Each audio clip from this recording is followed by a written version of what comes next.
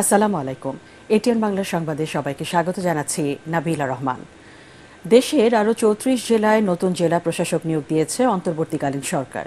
এ বিষয়ে প্রজ্ঞাপন জারি করেছে জনপ্রশাসন মন্ত্রণালয়। এতে বলা হয়, জনস্বার্থে জারি করা এই আদেশ অবিলম্বে কার্যকর হবে। এর আগে গতকাল ২৫ জেলায় নতুন ডিসি নিয়োগ দিয়ে প্রজ্ঞাপন জারি করে সরকার। এ নিয়ে দুদিনে ৫৯টি জেলায় নতুন জেলা প্রশাসক নিয়োগ দেওয়া হলো। গত ৫ আগস্ট আওয়ামী লীগ সরকারের পতনের পর মাঠ প্রশাসনে এটিই হলো সবচেয়ে বড় পরিবর্তন। প্রশাসনিক কার্যক্রমে গতি আনতে এই সিদ্ধান্ত নিয়েছে ড ইউনূসের নেতৃত্বাধীন অন্তর্বর্তী সরকার।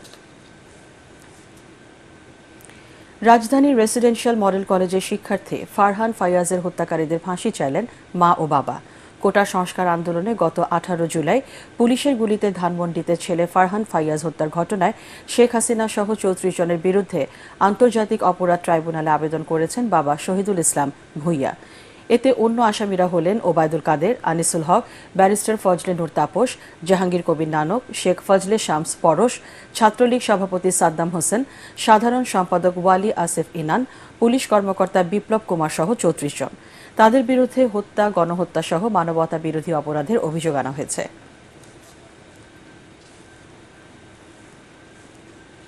ব্যক্তিগতভাবে তারা আজকে আনুষ্ঠানিকভাবে আমাদের কাছে অভিযোগটা নিয়ে এসেছেন। যদিও তারা নাও আসতেন, আমরাই টিমের পক্ষ থেকে এই অভিযোগগুলো কম্পাইল করে এখানে মামলা দায়ের করতাম।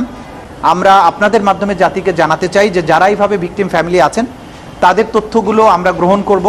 চাই এর একটা উপযুক্ত শাস্তি আনা, যারা খুন করে তাদের ফাঁসি আনা হয়।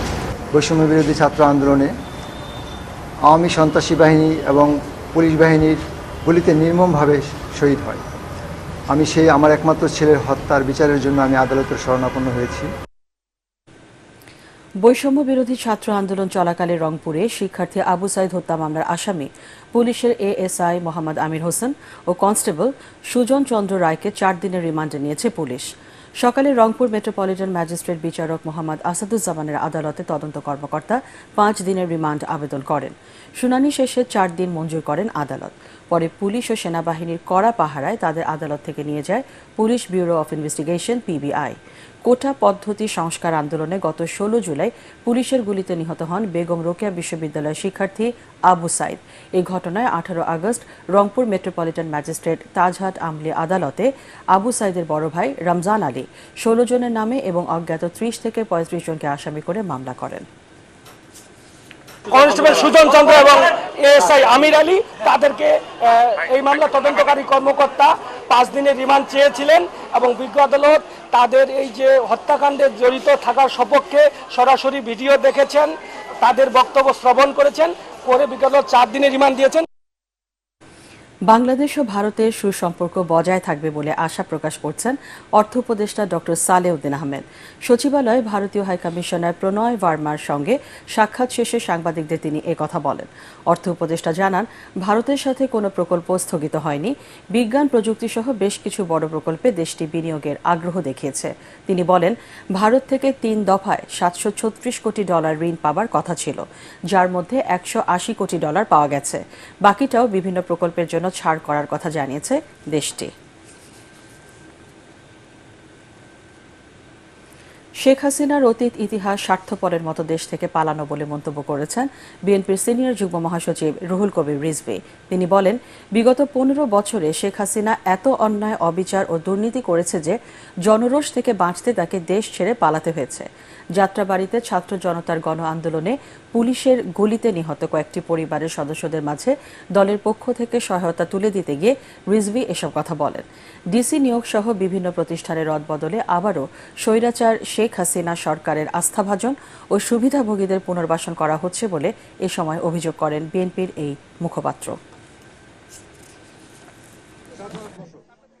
যদি দেশপ্রেমিক ব্যক্তি হতেন, দেশের মানুষের কল্যাণ করতেন, অন্তরে সততা থাকলে সাহস করে মানুষ দেশের মধ্যেই থাকে। বেগম খালেদা জিয়াকে কখনোই কত চেষ্টা করেছে, এরশাদ চেষ্টা করেছে, মঈনুদ্দিন ফখরুদ্দিন চেষ্টা করেছে, হাসিনা চেষ্টা করেছে, কারাগারে গেছেন, মিথ্যা মামলায় সাজা ভোগ করেছেন, কিন্তু দেশের মানুষ আর মাটি থেকে তাকে বিচ্যুত করা যায়নি। তিনি বাংলাদেশেই থেকেছেন। শেখ হাসিনার অতীত ইতিহাসও পালানোর এখনো তিনি পালিয়ে চলে গেছেন। কারণ এত অন্যায় করেছে, তিনি এত অপরাধ করেছে, তার কোনো শেষ নাই। একজন মহিলা ফেরাউনের পদত্যাগের পরে যে স্বস্তির বাতাসটা বইছে, এটা নিশ্চিত করতে হবে অন্তর্বর্তীকালীন যে সরকার থাকে। রাজধানীর কারওয়ান বাজারে পেট্রো বাংলার প্রধান কার্যালয়ে ভাঙচুর করেছেন Titas gas transmission and distribution company লিমিটেডের কর্মকর্তারা। তিতাস গ্যাসের নতুন ব্যবস্থাপনা পরিচালক নিয়োগের বিরুদ্ধে কর্মকর্তা কর্মচারীদের বিক্ষোভ থেকে এই ভাঙচুর চালানো হয় বলে জানান প্রতিষ্ঠানটির চেয়ারম্যান জ্ঞানেন্দ্রনাথ সরকার। শাহনেওয়াজ পারভেজকে নতুন করে তিতাস গ্যাসের এমডি পদে নিয়োগ দেওয়ায় সকাল থেকে বিক্ষোভ শুরু করেন তিতাস কর্মীরা। পরে তারা পেট্রো বাংলার প্রধান কার্যালয়ে হামলা চালায়। এই ঘটনায় জড়িতদের বিরুদ্ধে কঠোর ব্যবস্থা নেওয়া হবে বলে জানিয়েছেন পেট্রো বাংলার চেয়ারম্যান। দক্ষ, গ্রহণযোগ্য, দুর্নীতির অভিযোগ নাই যার, সেরকম আমরা জিটিসিএল-এর এমডিকে চয়েস করে এমডি নিয়োগ করেছিলাম আমরা তিতাসের। তো আজ সকাল থেকেই তিতাসের কর্মকর্তারা তারা মনে করেছে যে তিতাসের বাইরের কোনো কর্মকর্তাকে এমডি হতে দিবে না।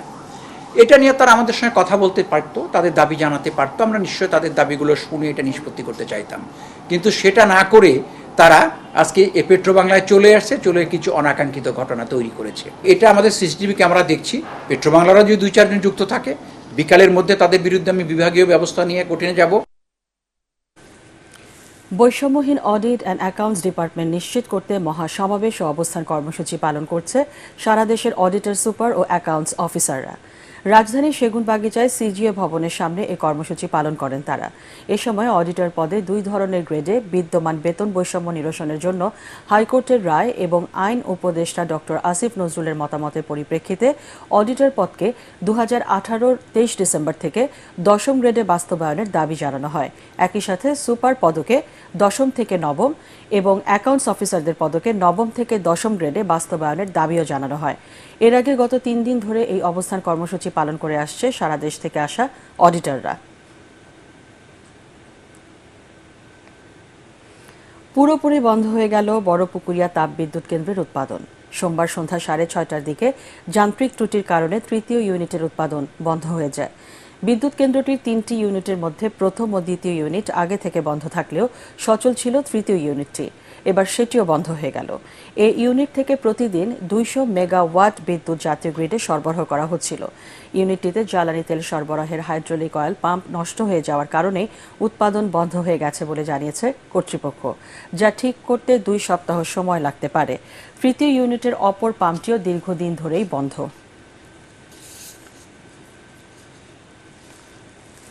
আন্তর্জাতিক।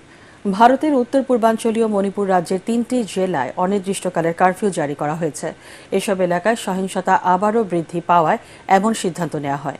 যদিও রাজ্যটিতে এর আগে সেখানে কারফিউ শিথিলের ঘোষণা দেওয়া হয়েছিল, কিন্তু পরে শিথিলের আদেশ বাতিল করে পরবর্তী ঘোষণা না দেওয়া পর্যন্ত কারফিউ জারি করা হয়। এ তথ্য জানিয়েছে ভারতীয় সংবাদ মাধ্যম ইন্ডিয়া টুডে এনি।